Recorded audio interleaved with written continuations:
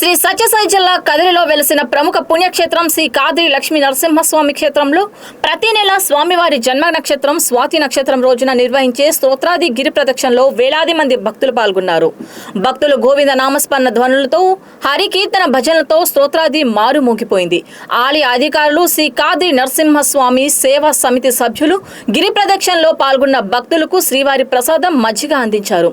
గిరి ప్రదక్షిణలో పాల్గొనేందుకు ప్రతి నెల వేలాది భక్తులు తరలి వస్తున్నారు. వారి సౌకర్యార్థం అధికారులు నాయకులు స్పందించి రహదారి ఇతర మౌలిక వసతులు కల్పించాలని భక్తులు కోరుతున్నారు. ఓం నమో కాద్రి లక్ష్మీ నరసింహాయ. సత్యసాయి జిల్లా అదిరి పట్టణంలో వెలిసినటువంటి ప్రసిద్ధ నవనారసింహస్వామి క్షేత్రాలలో శ్రీమద్ కాద్రి లక్ష్మీ నరసింహస్వామి వారు ప్రహ్లాద సమేతంగా వెలిసినటువంటి ఏకైక పుణ్యక్షేత్రం శ్రీమద్ కాద్రి లక్ష్మీ నరసింహస్వామి వారి క్షేత్రం. ఇటువంటి క్షేత్రంలో కదిరి పట్టణానికి 5 కిలోమీటర్ల దూరంలో ఉన్నటువంటి కుమ్మరవాళ్లపల్లి గ్రామంలో శ్రీవారు కొండల లక్ష్మీనరసింహస్వామిగా కాటమరాయుడుగా ఈ కొండపై వెలిశారని ప్రతీతి. అందులో భాగంగానే ప్రతి నెల శ్రీవారి జన్మ నక్షత్రం స్వాతి నక్షత్రం సందర్భంగా ప్రతి నెల ఈ స్తోత్రాద్రి అనగా కదిరికొండకు భక్తులు పెద్ద ఎత్తున గిరి ప్రదక్షిణ చేస్తున్నారు. ఇది 16వ నెల. నెల నెల శ్రీవారి స్తోత్రాద్రి గిరిపక్షంలో పాల్గొనే భక్తుల సంఖ్య కూడా పెరుగుతూ వస్తుంది.